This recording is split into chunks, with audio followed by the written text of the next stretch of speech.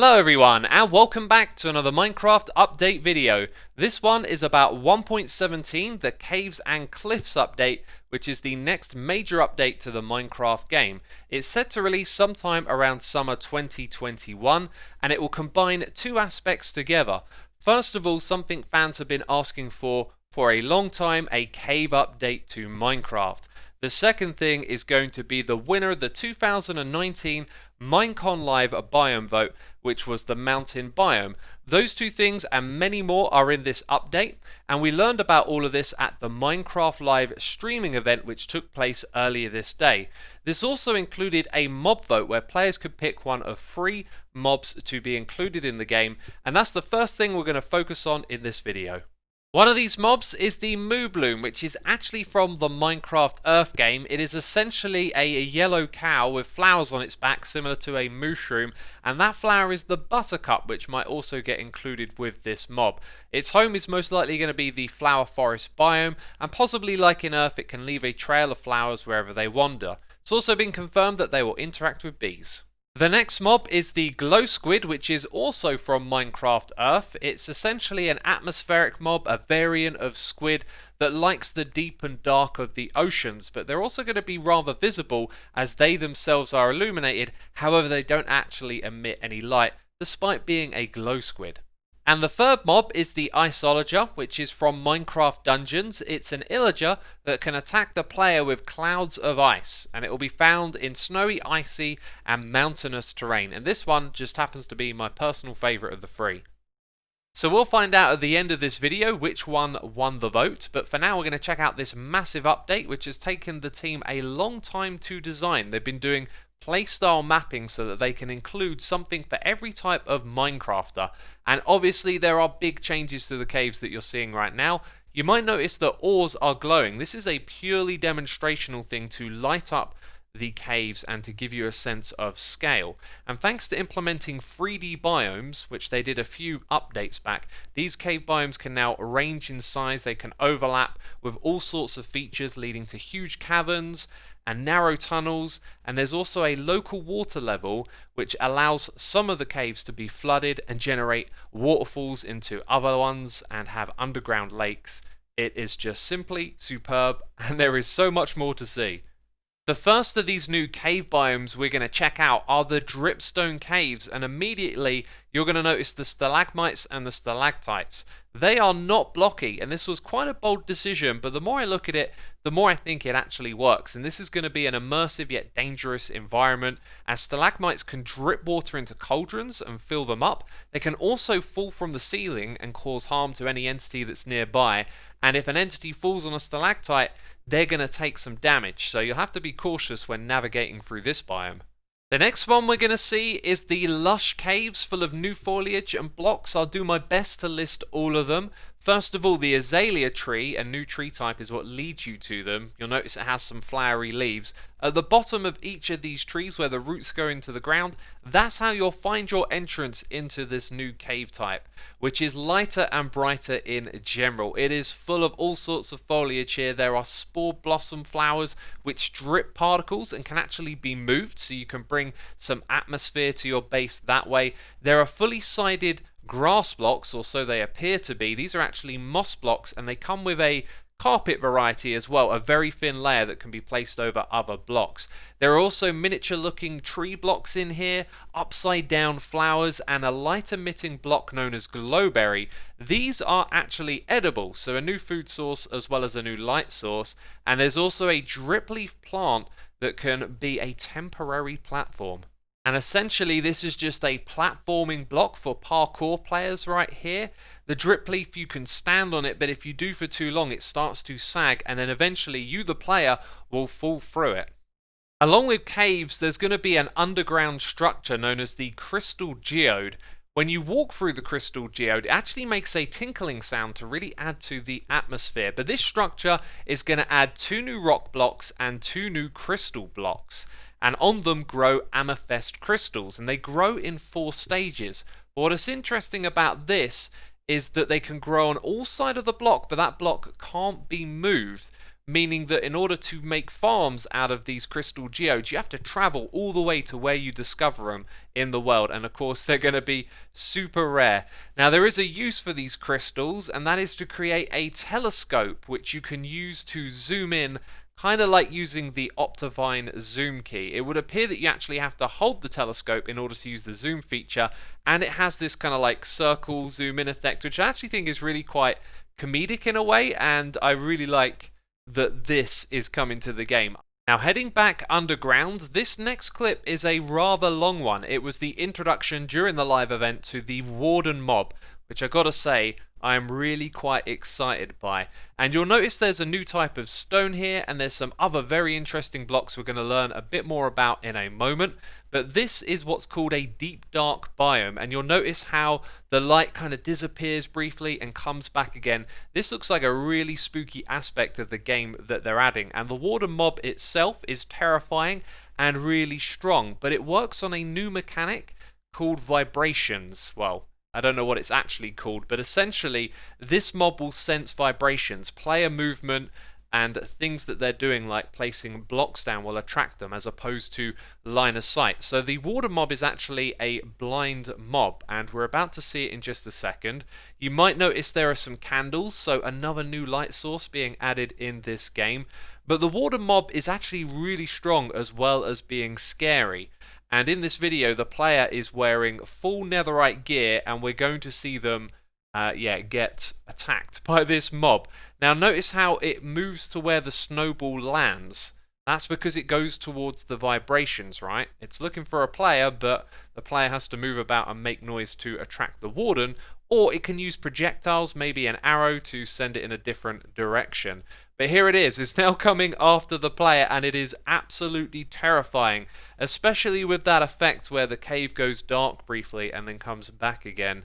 Anyway, quite a few shots are being landed here on an unenchanted bow, and eventually this thing starts charging towards our player here, again wearing full netherite armor, and you're going to see it only takes, what, one hit and the health is below half, another hit and they're out. A very, very tough mob. And I think now's a good time to let you know I'm trying to include every single bit of footage that we got from this live event. I'm not going to cut out a single thing. And also, while we're at it, if you're enjoying the video, go ahead and subscribe. When this update comes out and the snapshots start to arrive, I will be covering them in full detail like I always do. So make sure to hit that subscribe button and learn all about 1.17 when we can finally get our hands on it.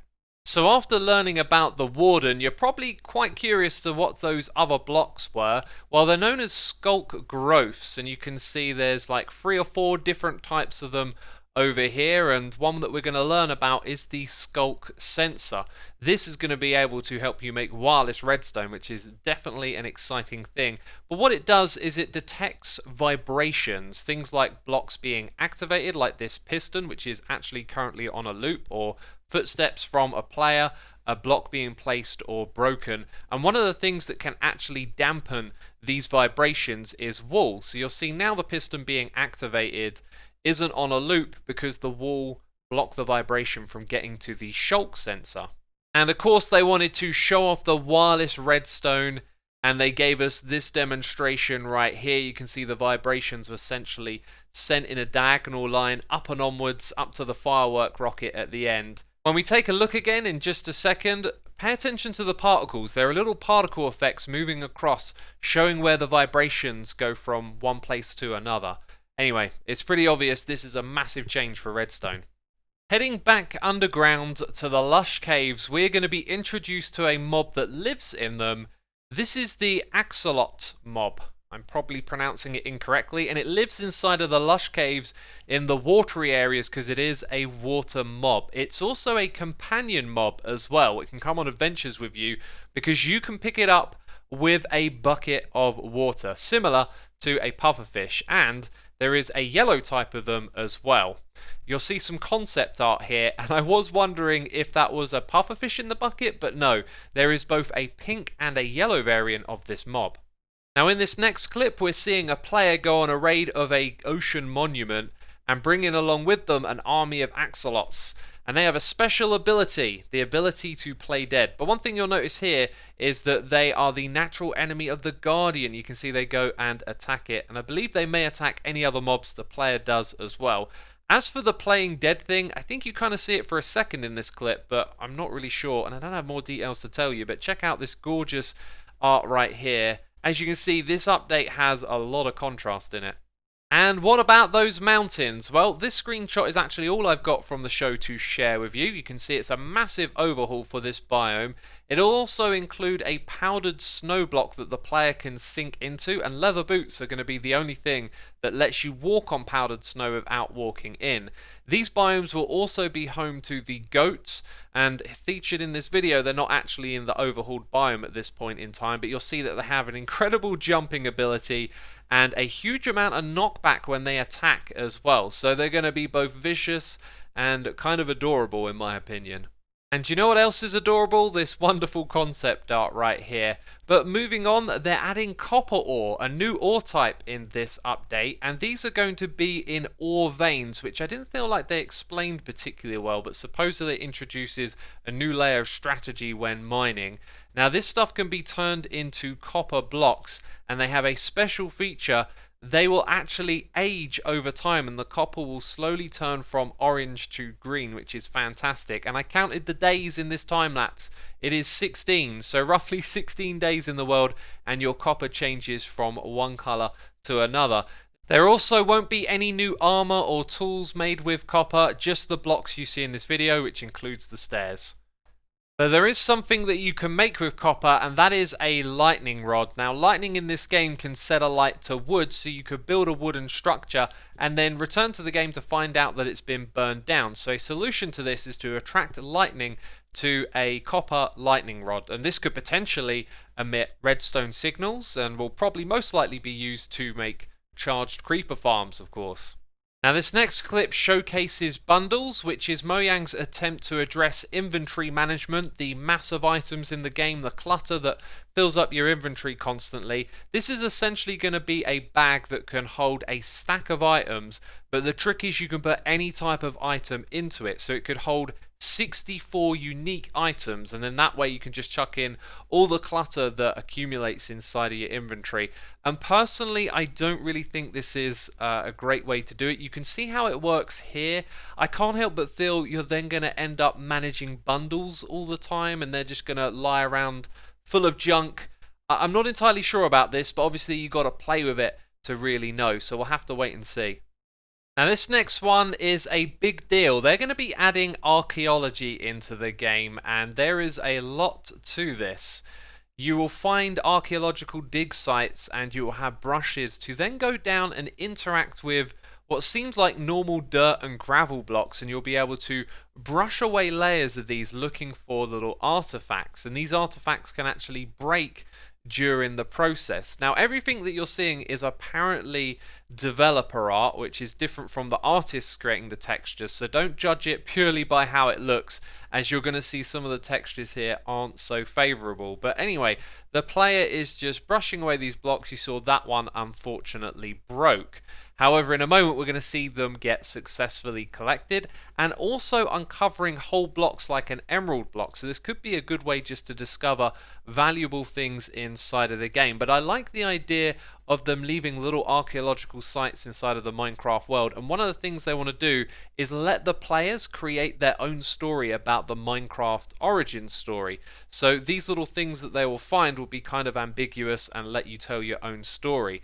Now the two little artifacts collected so far are supposed to represent a couple of things. I think one of them is a dragon, and anyway they have a unique ability to be painted onto clay pots, which we're just going to see in a second here as the player goes up the ladder. So you can see some organized artifacts that have been collected. Again, this is all developer art, so the final product should look a little better than that, but the idea is that they tell elements of the Minecraft story. And then the really cool thing here is that they're going to be able to be used to be put onto these clay pots, which are just over here, and you can see some have already been put on. So the player can walk up to them with the little artifact, do a right click probably, and put it onto the clay pot, and then they can also cook it into a full pot where it then gains the terracotta color all the way around. So this will be able allow you to make really unique items that are, kind of very customizable, and possibly then get thrown into details for builds and little tricks like that. So this offers up a lot of options for the players. It does, however, look like it's in the early stages of development and possibly has a long way to go yet.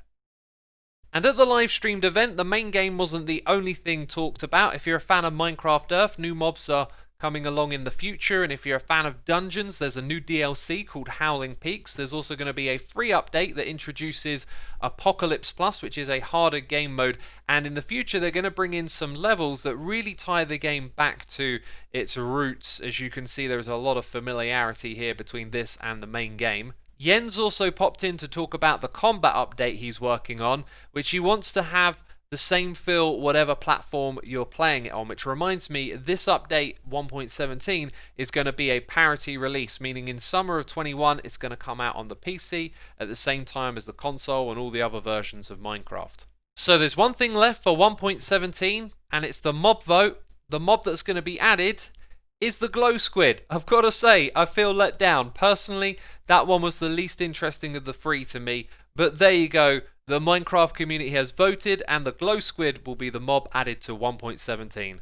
And that is everything, my friends. Be sure to leave a like on this video if you want to support it. Subscribe if you want to catch the 1.17 update stuff. And also over on my second channel, you can find a link to it in the description box down below. I plan on adding just a casual chat about my thoughts and feelings around this update. That'll probably come out a couple of hours from now. But anyway, thanks for watching, and I'll see you soon. Bye-bye.